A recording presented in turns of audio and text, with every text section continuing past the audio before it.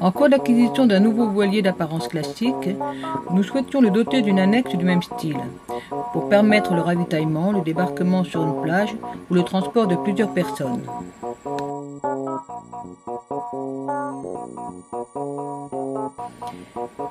Une partie de mezzanine d'un hangar, bâché pour la circonstance, afin de garder la chaleur et la poussière, était mise à notre disposition pour cette réalisation.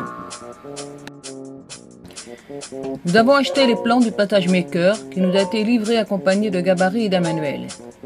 Le matériel de construction consistait pour l'essentiel en de grands panneaux de contreplaqué marin et de résine époxy.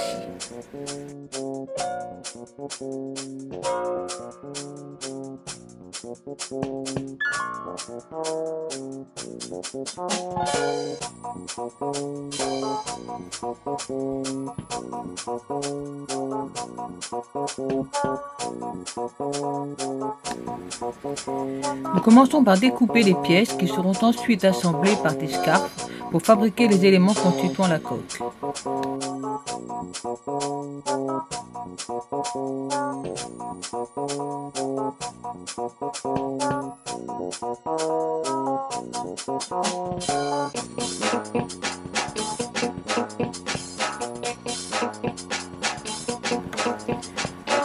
En attendant que la température nous permette les collages à l'époxy, nous attaquons la découpe des diverses pièces à réaliser. Pour ce faire, nous transposons les formes des pièces en faisant des petits trous à l'aide d'une pointe tracée sur le bois.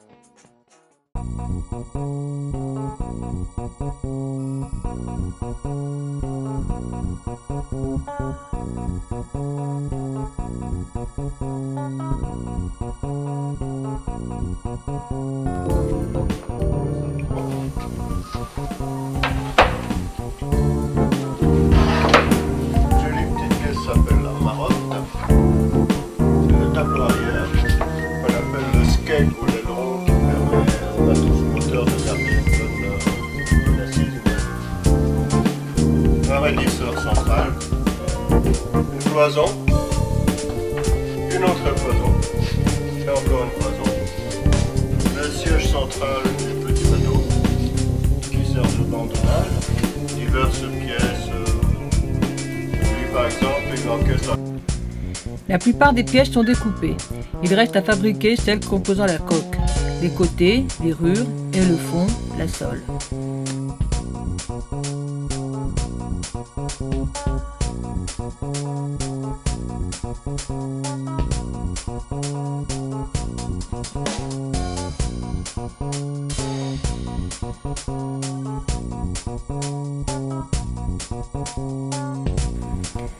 La longueur des panneaux standards de contreplaqué ne nous permettant pas de les découper d'une seule pièce, il nous faut réaliser un assemblage entre deux planches par un scarf pour obtenir les dimensions requises.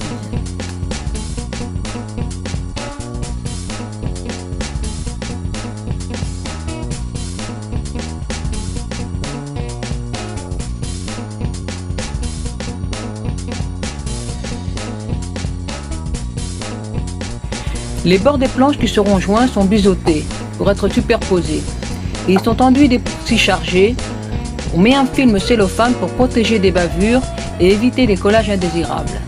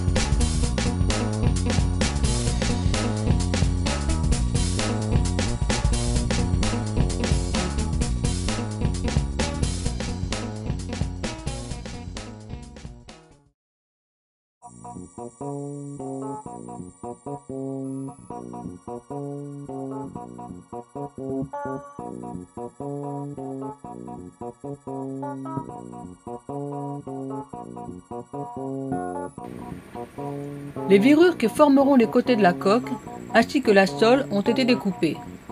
Il faut maintenant faire une feuillure sur un des bords de chaque virure pour permettre la jonction par cousu-collé. Quelques réglages de défonceuse sont nécessaires.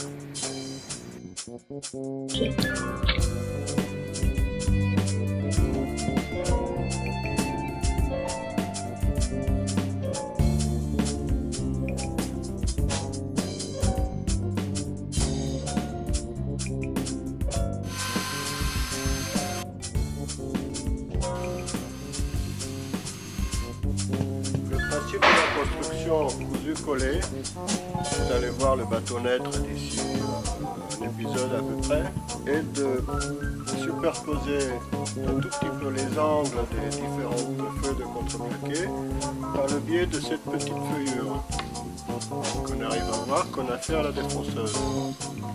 Ce qui fait qu'admettons que ça, ce soit le fond du bateau. La prochaine virure va arriver de cette façon-là. Le petit espace qui se crée là sera comblé à l'époxy, chargé de charge à joint congé, ce qui fait qu'une fois durci, les deux parties font corps commun et ça, vous savez, il n'y a pas d'eau, il n'y a pas d'entrée d'eau, c'est étanche.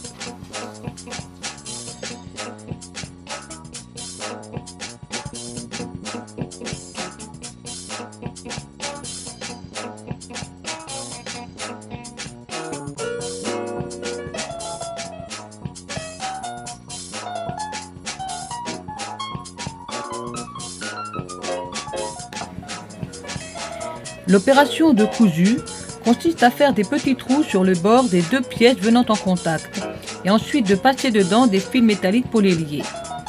On utilise du fil de cuivre car tout comme pour le film cellophane, l'époxy ne prend pas dessus.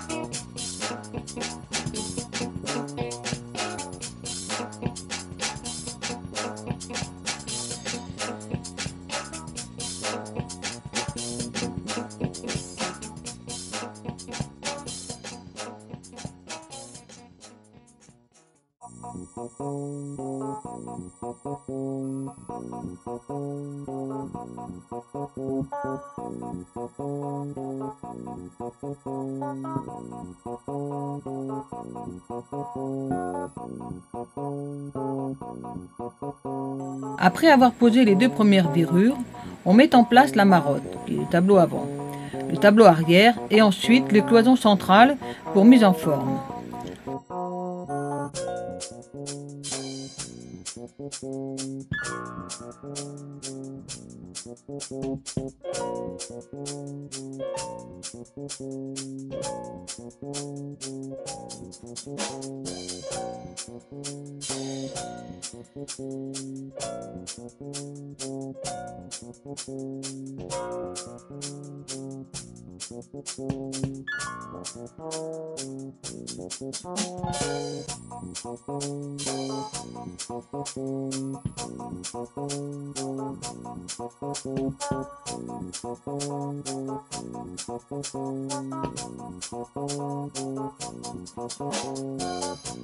Enfin, quand toutes les bordées sont montées, les autres cloisons sont mises en place pour rigidifier l'ensemble.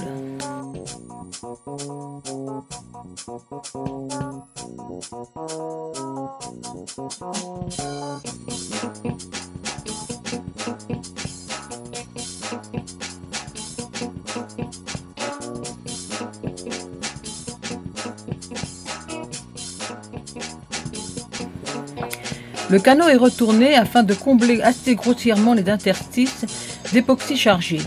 C'est la phase collée qui commence.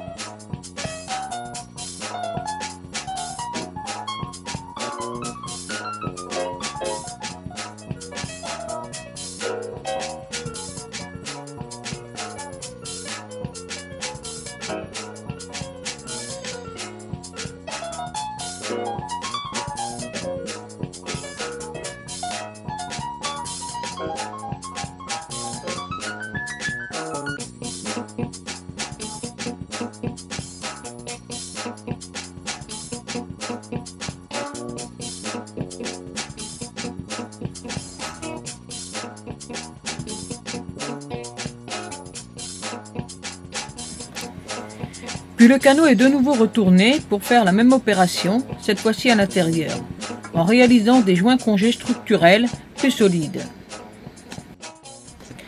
Nous mettons en place les bancs de nage pour voir un peu l'allure du canot qui prend forme.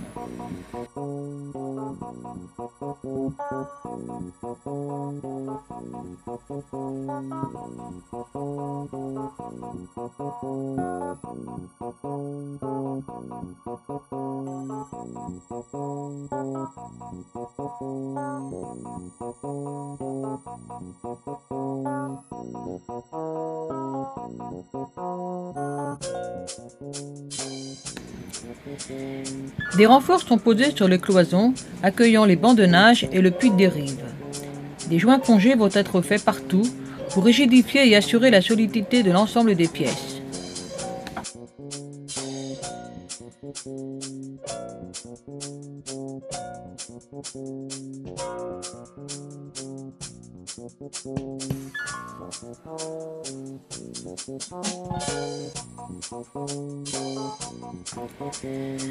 Ce joint dit congé est fait à partir de résine époxy chargée à la consistance de Nutella.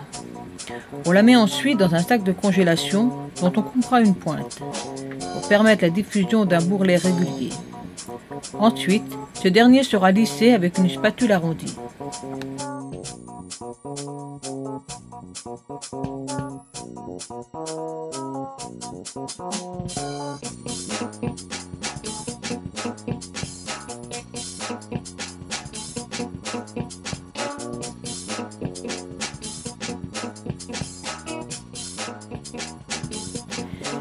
Un liston en lamellé collé a été posé et doit être ajusté.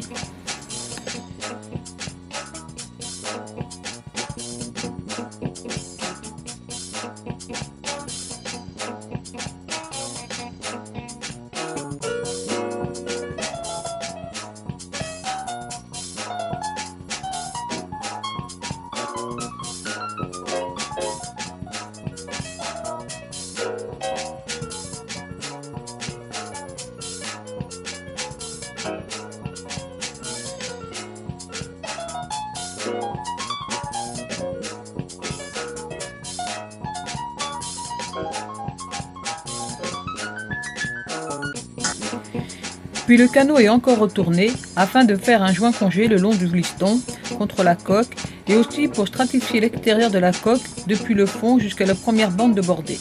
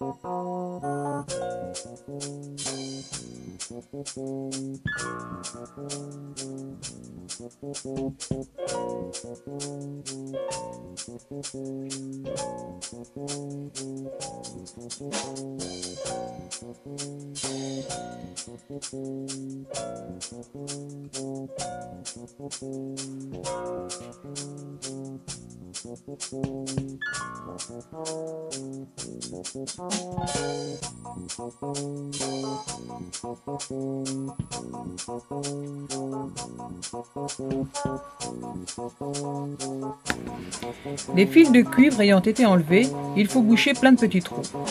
Cette opération avait déjà été faite sur l'intérieur. On imprègne largement les deux faces de l'ensemble à l'époxy. D'abord dilué à l'acétone, ensuite pur, afin d'assurer l'étanchéité de la coque.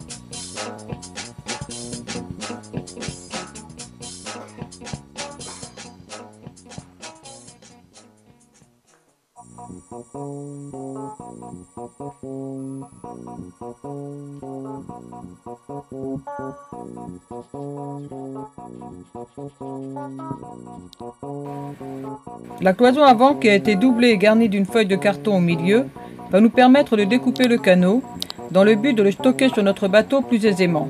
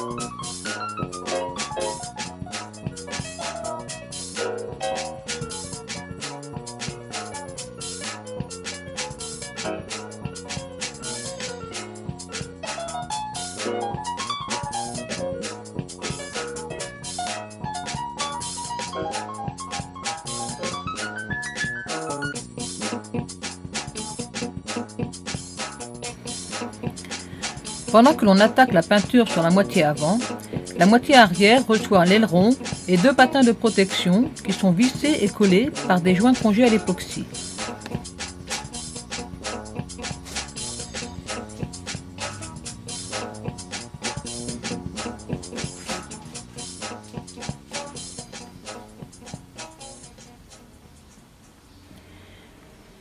Un joint de néoprène est collé sur chacune des 2 cloisons qui assurent la jonction des 2 moitiés. Les 2 éléments du canot sont assemblés par 4 vis, dont 2 auront été noyés dans de l'époxy chargé lors de la pose de la double cloison.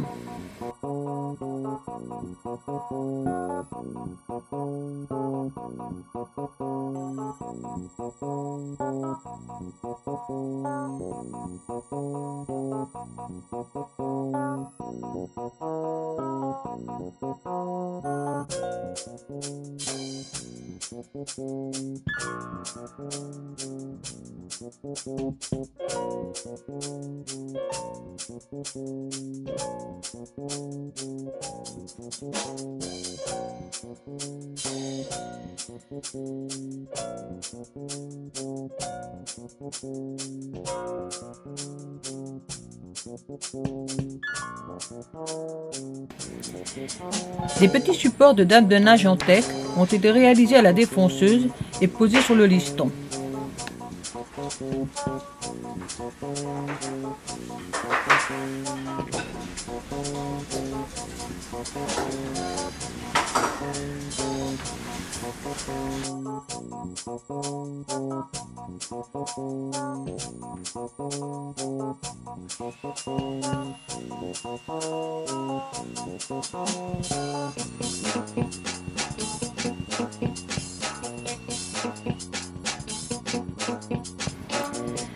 Le canot est fini. Il a reçu toutes les couches de peinture nécessaires, les pièces d'accastillage ont été posées et des bandes d'aluminium ont été vissées sur les patins de protection et sur l'aileron pour les protéger des rayures. Il ne reste plus qu'à le mettre à l'eau.